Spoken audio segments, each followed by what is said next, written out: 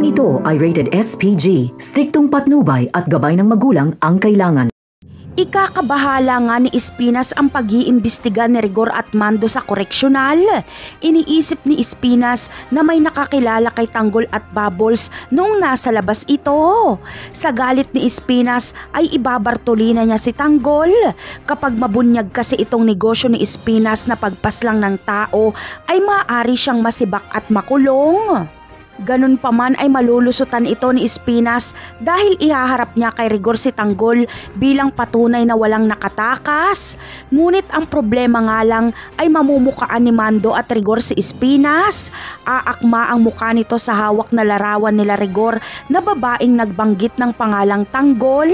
Sila Tanggol ang pinagbibintangan ni Espinas na may nakakilala daw pero siya naman pala ang namukaan. Kaya naman patuloy na mag-iimbestiga si Rigor.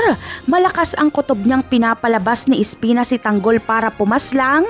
At dahil may ebidensya si Rigor ay ikakabahala ito ni Espinas. Kaya gagawa ng aksyon si Espinas para patahimikin si Rigor.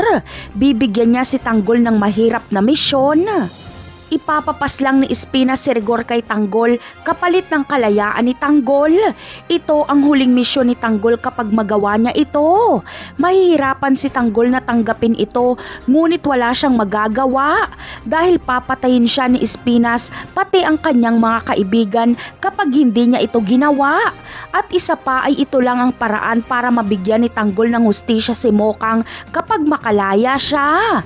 Napakarami pa nating dapat abangan sa mga susunod na episode. Paalam!